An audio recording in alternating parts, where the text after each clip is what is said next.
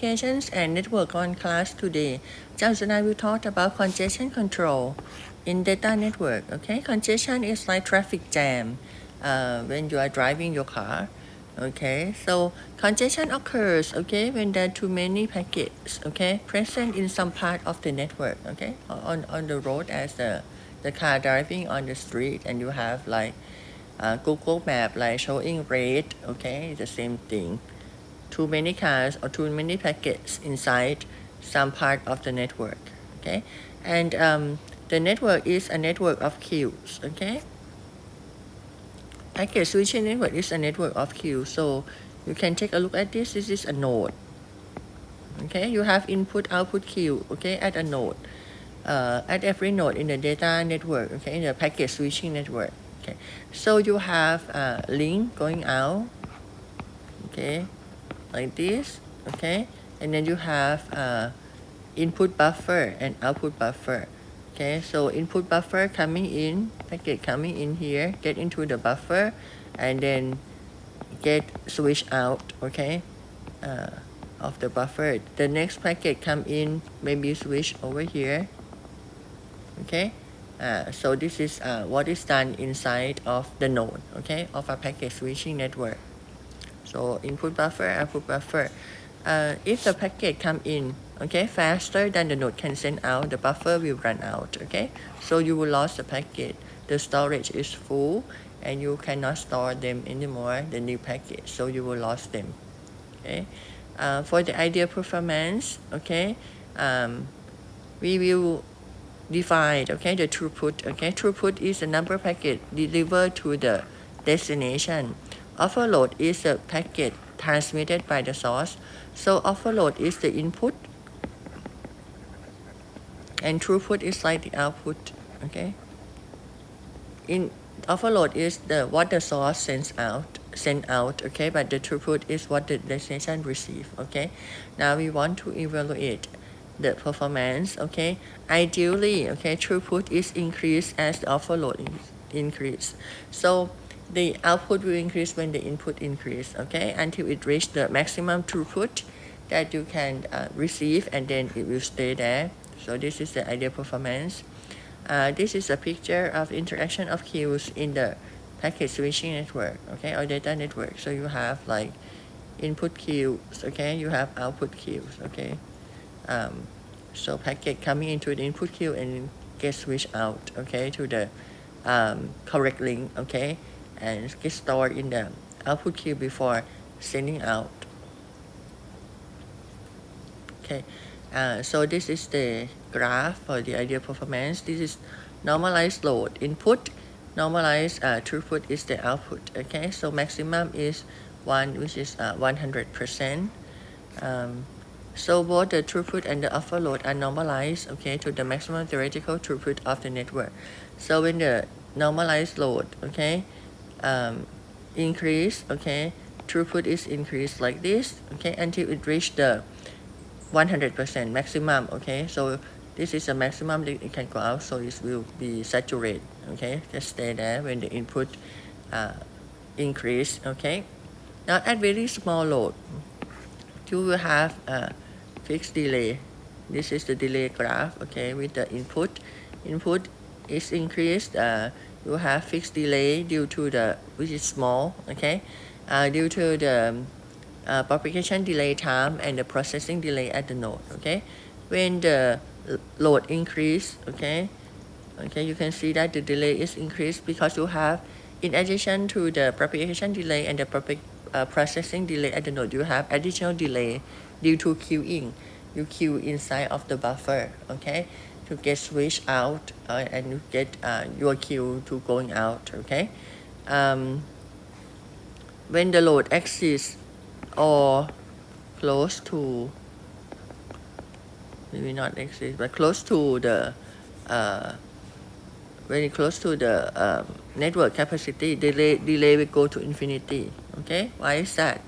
Because when more packet come in, okay, then go out, so the queue will getting longer and longer without limit, and the packet will run, the buffer will run out, and you will lose packet, okay, you will lose packet. So the packet will not arrive, okay? You send out, but it will not arrive. So the delay is infinity because it's never arrived. Some of the packet that never arrive to the destination, okay? Now let's look at the practical performance, okay? This case, this is the load, okay? This is the throughput, okay? And you have, this is the delay, and which is the load, okay? At first you have no congestion, so it's linear, okay? When the load increase, okay, the throughput increase, okay, like the ideal case. At higher load with the moderate congestion, okay, the load is increased, but load increased, but the throughput increased at a slower rate, okay, than the rate that the overload is increased, okay, so it increased less than the throughput, the throughput which is output, okay, increase less than the input, okay. So you can see that it increased like this, okay. It's not straight line anymore, okay. So this is straight line, this is going like this, okay. Then you have severe congestion, okay. Severe congestion is at a very high load, okay, close to the network capacity. You have severe congestion, which means that throughput is decreased, okay. Now you increase the load, but throughput is decreased, okay. The network is not working properly anymore, okay. People try to send their packet, but it does not, they do not arrive, okay, at the destination. So the throughput go down, okay, until it's virtually zeros, okay, because people retransmit, okay, their packet, but it does not arrive at the destination, okay. For the delay, okay, average delay for all packets, since many packets, okay, do not arrive, okay, average delay go to infinity. But average delay for packets that are delivered, some of them may be lucky and get delivered. So this is the delay for the which is higher delay than the small load, okay, and the small load and the moderate congestion, okay. So this one has higher delay. Again, for the practical performance, the situation in the severe congestion that I just said, the problem with long delay and lost packet, okay, buffer are used up or run out, okay, packet is lost.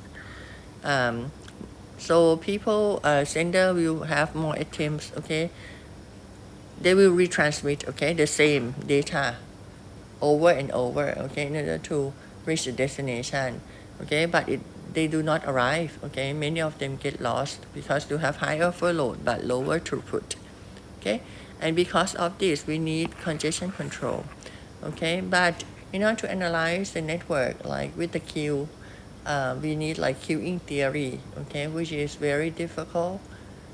It's more than the scope of this class, okay. Usually it's a graduate level class, and it's difficult in the sense that it have a lot of probability theory, okay, used in the queuing theory, okay. So you use a lot of probabilities there. So since it's beyond the scope of this class, we will not get into that. We may get into that in the, when we have on-site discussion, okay, a little bit, okay, if you are interested. Anyway, so I will go over like overview, okay, for the idea of a congestion control. The first one is routing, okay. So you can assign higher cost, okay, for the congested link, because if you remember, we have least cost routing algorithm, Dijkstra and Bellman-Ford, right? So if you have like, for example, you may have like this, and these are congested, okay. The bow line, they are congested. So maybe when you want to go from A to B, you may go this way. You may go like, different path, okay, or different route, instead of going directly from A to B, and it's very like traffic jam, congested, okay. The packet may go to another node to bypass, okay, the link that very congested, okay. So this is good for my congestion.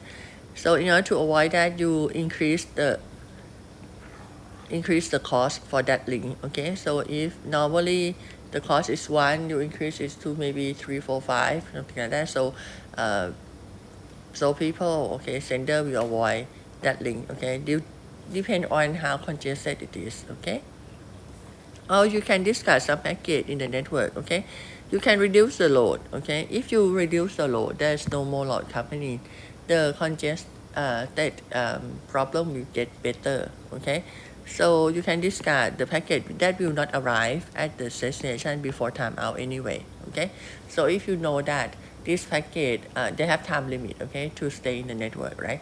So if it will not arrive, okay, on time or in time, okay, that the destination will use, then you can throw it away. Okay, so you can reduce the load, or you can discard the low priority packet.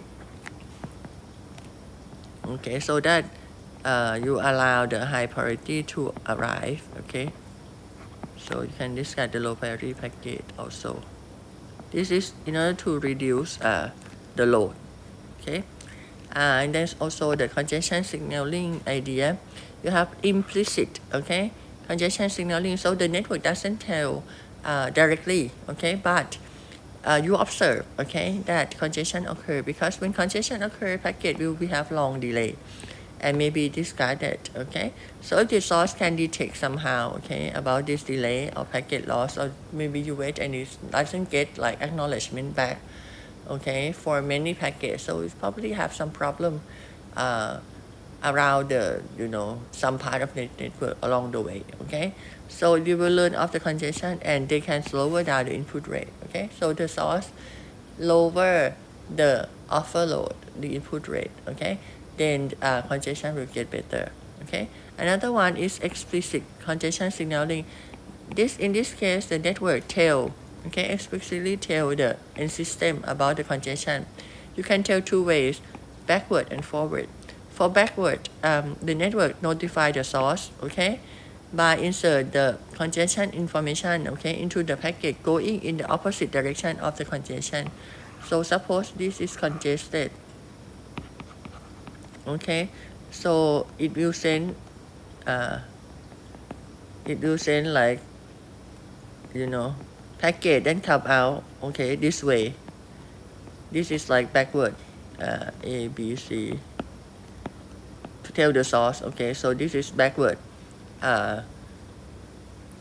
notification. Okay, so when the source know, okay, it will reduce the load. Okay, but sometimes it's congested, maybe sometimes it doesn't have, the packet, a lot of packet coming out, okay, to back to the opposite direction. Okay, so you can also send, you can network identify the destination. Okay, insert the packet going into the direction of the congestion, because there will be many packet going in. That's why it's congested, right? So many packet coming in to this congested area. Okay, so you can